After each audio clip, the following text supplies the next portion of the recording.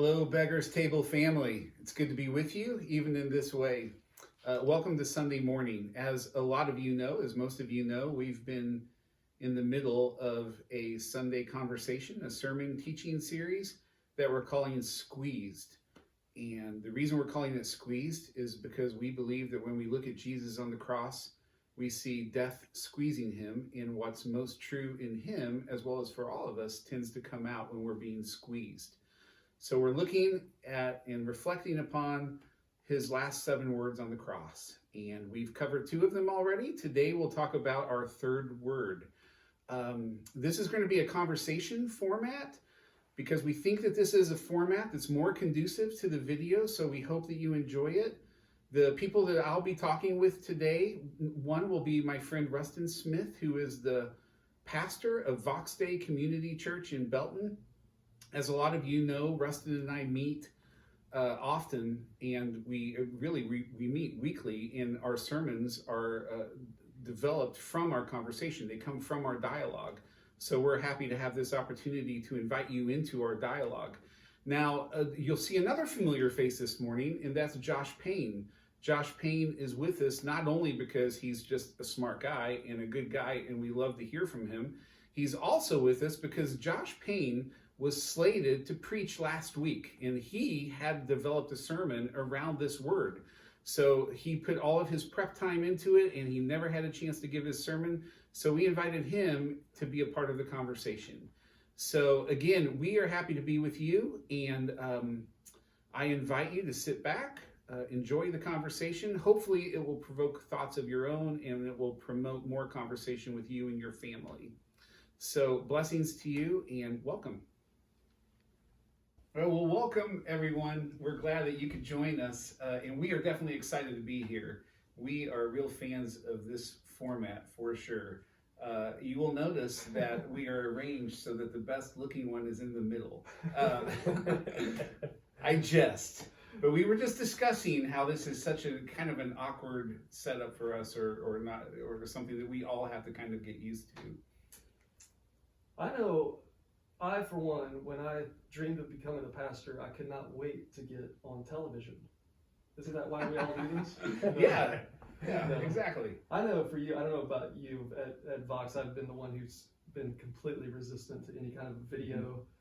I just feel like there's something about church that's necessary to be present to one another physically, and so we've really resisted the idea of live streams and that sort of thing. But in this moment that we're in, this is maybe the most human move we can make, is to provide faces to people so we can still see that we are good and happy and content, even in the midst of this moment of anxiety. So yeah, I love the fact that here we are in social distancing where everybody feels really isolated, but we're doing what we can to be together.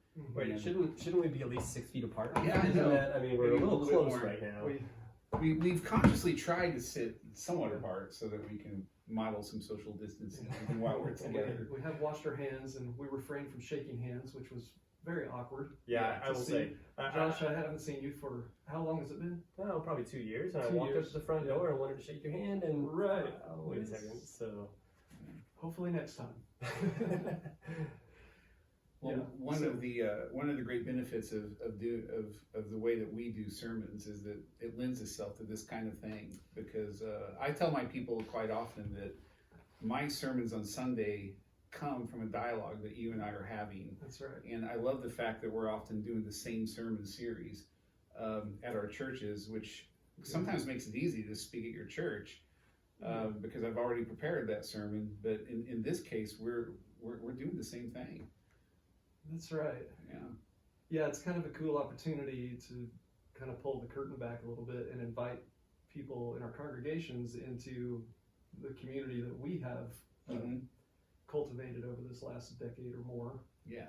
Because normally every Wednesday afternoon we're having this kind of conversation, pushing on different ideas, reading scripture together, talking about books and movies, and so hopefully this conversation will be a little bit of a window into that. Yeah, definitely. Well, I know even though we're doing the same content, we call it something different a lot of the times. So we've been calling these last 7 words of Jesus, this whole Sunday conversation, this whole teaching series, Squeezed.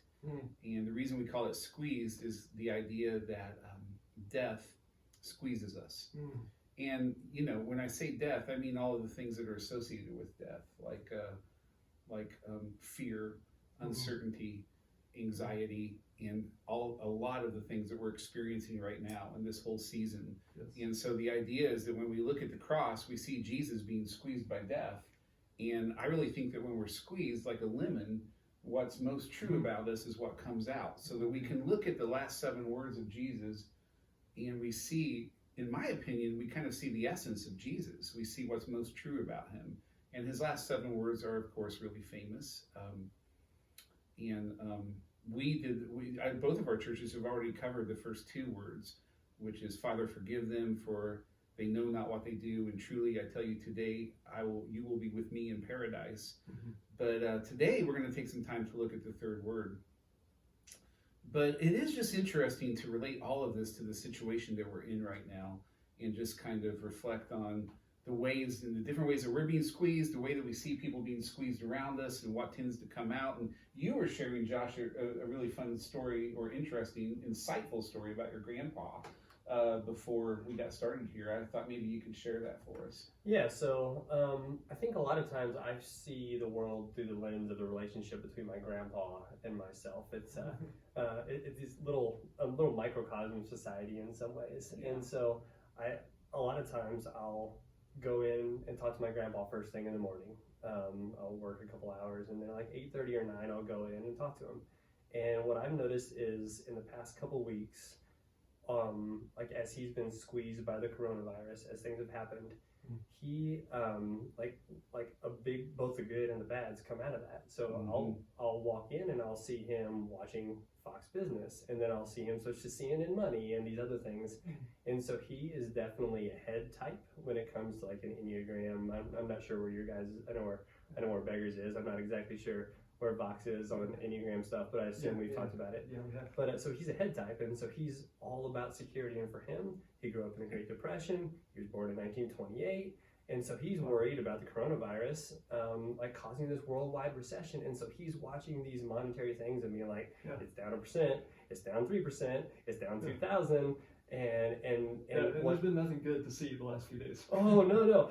But then what'll happen? You wait till the next day. It'll come back a little bit, and his mood is he's excited. Oh, it's coming back, and then it'll go way back down. And so then you see both his like all this hard-earned security that he has, and he's still totally safe, and he's still totally fine. And so like in that concern, like the good, healthy concern that he has for me and my family, for his future, as he continues to live on. He's 91, so he's got to be thinking about some of this end of life stuff too. So like that good concern is coming out, but at the same time, it's controlled predominantly by the stories that he's being told on TV, because that's his source of interaction. And so he's watching that, and that's driving like major decision. Like we're getting ready to go into sheep, right? And that's probably a different story, but we're getting ready to go into sheep, and stock markets are down 2,000. He's like, well, we just can't do this. We just cannot we can't do this in this time of uncertainty. Whereas me, on the other hand, I'm a 3 on the Enneagram, and so I've got these big goals and these big visions and things that I'm always working for, and I'm like utterly just flippant about this whole coronavirus thing, probably to an extreme. Probably to the point where I'm like, I can just go and build my fence, and I can get my sheep, and I can just take care of my stuff on my farm, and then like to the detriment of me forgetting that there's a whole other part of the world there, that I'm like there's my neighbors that I have to worry about, my grandfather, and these other people that just don't fit neatly into my goal. And I think you see those two extremes played out, and then you see my grandpa's driven by fear, and you see me, the overly flippant, and like both extremes of society playing out in that one dining room table every single morning. It's good. Sounds like the church. It sounds like our staff. We've got a small staff here at Vox, but very different people, different gifts, different temperaments, and it's kind of been encouraging to watch as we've picked one another up a little bit with our enthusiasm and excitement, and being able to even voice and share our anxiety and to reassure one another when needed. I just find it myself, I don't know about you, John, but when all this is kind of beginning to crest as a wave that's kind of come over the culture, I find in myself as I'm being squeezed and pressed, there are a lot of different kinds of things in me. There's some moments of worry. I've got a great imagination, which is not necessarily a benefit in times like this when I can imagine some very morbid things, but I also have a streak of energy and contentment, and I'm not a real risk averse person, Yeah. a security oriented person, so I've got a lot of creativity and a lot of hopes, and I'm looking for opportunities. Mm-hmm. But I find a mix even within myself of things that are, I'm like, man, I hope I'm not modeling bad things to people around me. Just I have my moments, right? Well, see, and what I was wondering is, so like I'm in an industry, you know, I'm worried about global food supplies and stuff like that, which directly affects markets. But I'm in an industry that I can do on my own. Like my day-to-day life isn't really affected by quarantines. Like my whole life is a quarantine, right?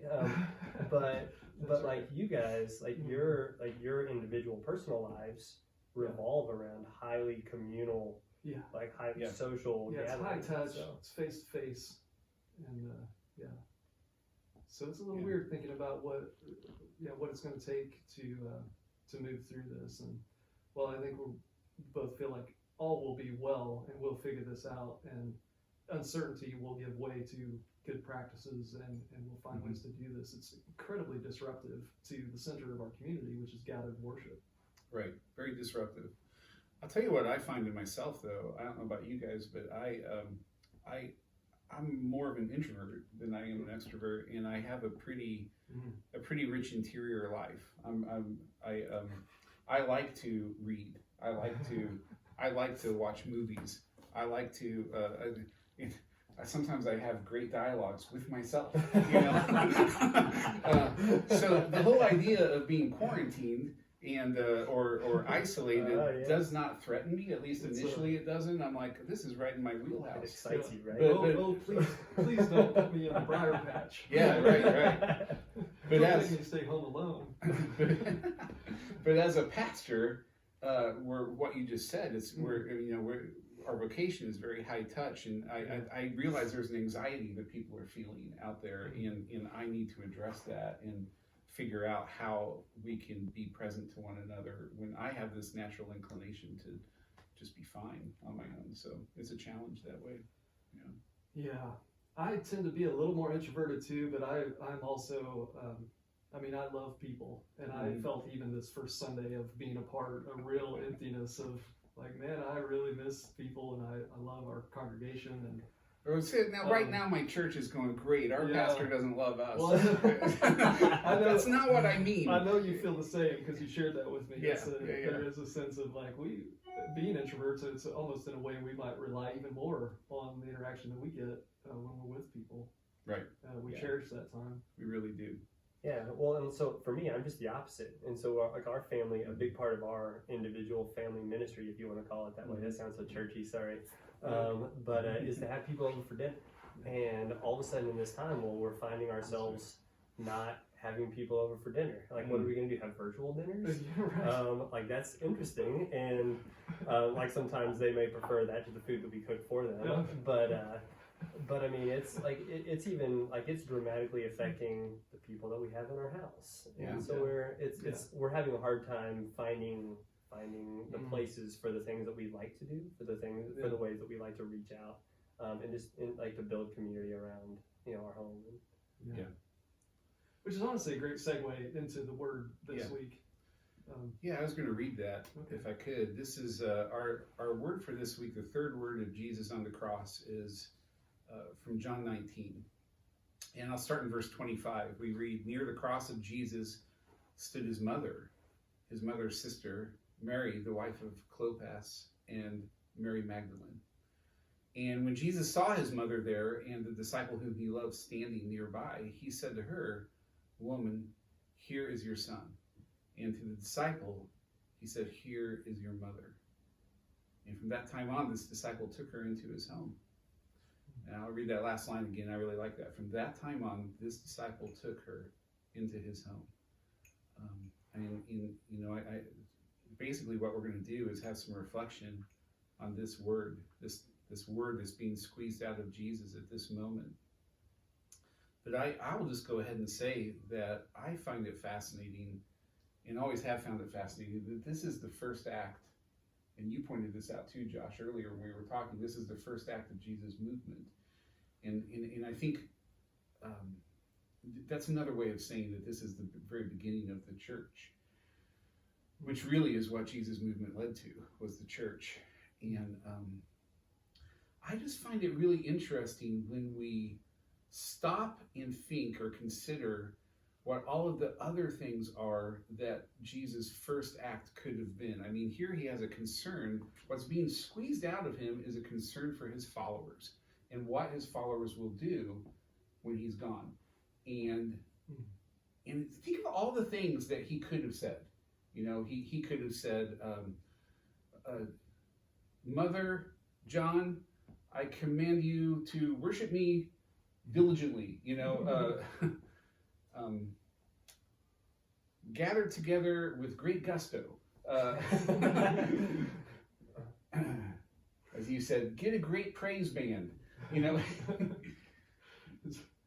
Send your tithes and offerings online, please. Send your tithes and offerings online, please. Yeah. He doesn't say anything. I think it's interesting that what he says in regard to his family is take care of each other. Mm-hmm. You know, just look out for one another and invite this person into your home.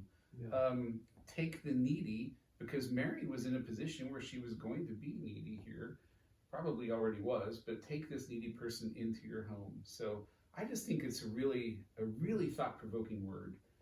Well, and like to add on to that, I think it's important to note that the first act of the Christian church wasn't done by Jesus. Mm-hmm. Like, it was done by John, or sorry, not John, the beloved disciple. You can't necessarily coordinate those two. It's just it's the default from my childhood. I'm sorry, but yeah. So like the beloved disciple makes the first act, and it's him taking the mother of Jesus into his home. Yeah, and so. It's not Jesus in like doing this. It's his followers, and it's the people who are starting this church, and they're the ones who are acting, and like they're the ones who are imaging God and bringing in this movement, like bringing it like to life. Yeah, I like that. Like, you have to act. Mm-hmm. I'm commending you to do something, and this is what I want you to do. Yeah, yeah, that's good. Yeah, that's great. And it seems like this is one of our past conversations. We talked about Jesus in the whole narrative through the Gospels is slowly challenging and redefining what family is going to look like going forward, right? And it's at this kind of pivotal point that he is finally answering questions that he's been posing throughout the narrative. Yeah. So.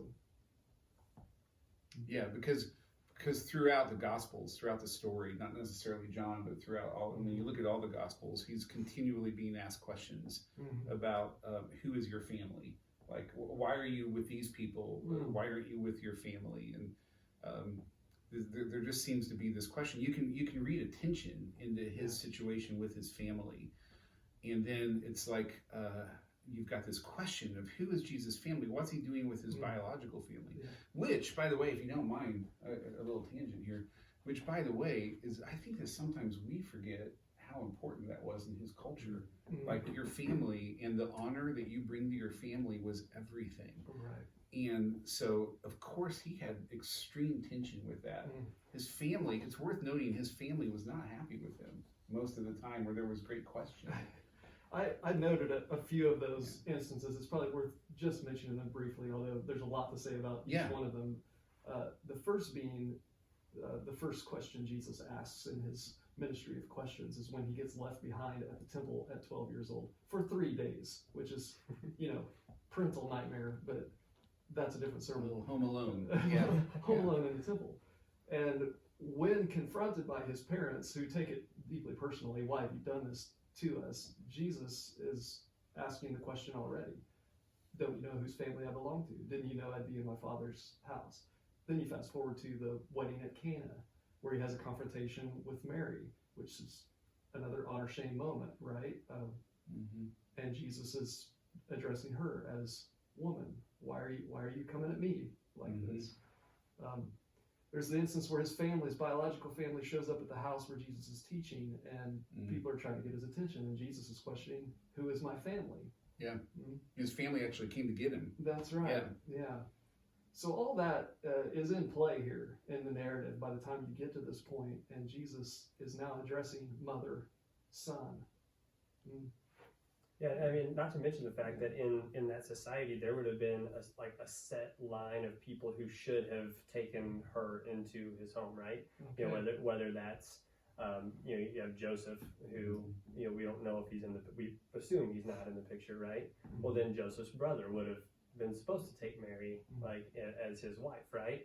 Well, and then from there on, there's this a set line, and it's like Jesus is stepping away from that. He's saying, no, it's not this cultural line of heredity of people that should take care of the poor and the oppressed here. Instead, it's this person based upon this experience of me as Messiah, of me on the cross. Yeah. So it's your family is now identified around my action right here on the cross, which is him just completely stepping out of societal norms. Yeah. I mean, we often don't think of church that way, as a new family, a family that's formed around the cross, and that's a powerful thing. We really take that into consideration, isn't it?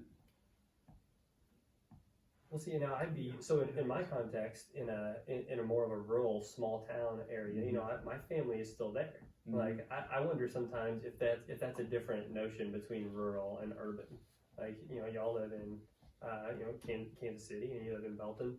The metropolis of Belton, Missouri. Hey, now we have 2,000 people in ours. You have 21 as I drove into town today. I grew up in a town of 1,000, so yeah, I'm with you there. So, but it's in our town, church is a family, but not so much as family is. But when we've lived in Kansas City, it seems like church and small groups and these things actually become people's family because families aren't there. That's right. And so it truly provides this context that the body of Christ can be a family. Yeah. It's a great concept. It's a great truth that I find myself wrestling with all the time. But yeah, even that idea of what does family around the cross mean? What does that imply for us? I expect you guys to have the answers on this podcast. We'll solve everything in this podcast, right? Yeah, right. Yeah, I got it. Yeah, well, the cross, I mean, it is interesting that Jesus waits to this pivotal moment in the presence of the cross, answering these questions, as you guys have said. It's who is my family? It's these people gathered in my presence this moment who've not run away, who've remained faithful. Holding up Mary as one who's been receptive to God from the very beginning of the narrative, right? Let it be unto me according to your word. He's holding her up. He's holding up John, or whoever this is, the beloved disciple, yes. as another example of faithfulness, of presence. And so here's your family. Who's my family? It's the ones gathered here. Where is my family going to be formed? At the cross. So immediately we have this sense of this is a kind of family that is going to be built in self-sacrificial love for the other. I just read from Richard Rohr this morning that the meaning of suffering is to feel another's pain. Isn't that something when you think about family? Because that's really what we do in family, is we feel one another's pain so much. Carrie and I suffer because our son is on the Arizona Trail right now in the middle of the coronavirus, and he's having the time of his life, but Carrie and I feel pain. Just the normal anxiety of a parent, but that's suffering. We suffer. Right. We feel each other's pain. Yeah. Well, there's something about children especially that are just pieces of us outside our body, outside our control. Therefore, part of you is with Palmer out on the trail. Yeah. And it's not fair because he's having fun and you're hurting. My mom warned me it would be like this, right? When I was being crazy in my 20s and traveling all over the place. Yeah. And now that I have children who are teenagers, she's like, I told you. It would be like this. I'll never forget when Ellie was born. We were elated, and I remember Carrie held Ellie And one of the first things she said, I always stuck with me, is that she said, I don't want anything bad to happen to her. You know, so your first inclination as a mom is nothing bad happened to you. And I feel like that's somewhat of what the family around the cross is that we feel each other's pain so intensely. We want to help each other and protect each other, and sacrifice in the way a parent sacrifices for their kids, sacrifice for one another. Which it's another redirect that's happening there, though, because you can imagine Mary. Yeah. I assume she has all the motherly instincts to Jesus that any mother or father would have toward a child. So she's got this happening, her son being crucified in front of her on that level, on the biological attachment level, familial attachment level. And here's Jesus redirecting and saying, have this same relationship here with the beloved disciple. Yeah, exactly. With the church, to one to another. You guys are to have this same attachment of you, my brothers, outside myself. When you suffer, I suffer. Yeah, well, see, and as I was preparing and reading this, like that was one of the thoughts that I had. It's why did Mary feel like she had to go along with this? I mean, she probably would have had other people, right? And like how is she feeling? Jesus looks down at her. You know, this moment she's watching her son, who she birthed, who she carried in her womb, she birthed, and she grew up, and she probably spanked. And surely not. No, yeah. Jesus, I have never had that thought before, right? And Jesus didn't cry in the lay in the manger thing, yeah, right, all that stuff. But in reality, that stuff happened. But it's like, so she's looking at this, her little boy, and like he says, hey woman, like look at your son, and like what is she thinking about? What is she processing as her son's dying, and now he's like giving her away to somebody else, and somebody so she probably knows, but also somebody that she might have resented. Like he was with her son for the past 3 years during his ministry, and at least in the book of John, she's largely absent. She's absent from the story from the time of the wedding, where Jesus turns the water into wine. The very book we get this word from. Yes, right. The book that has this passage, Mary's curiously absent. Yeah. Yeah, that's right. And so, is she feeling resentment? It's like, I wonder if I was Mary, I would be like, I'm not going to go with that guy. Wow.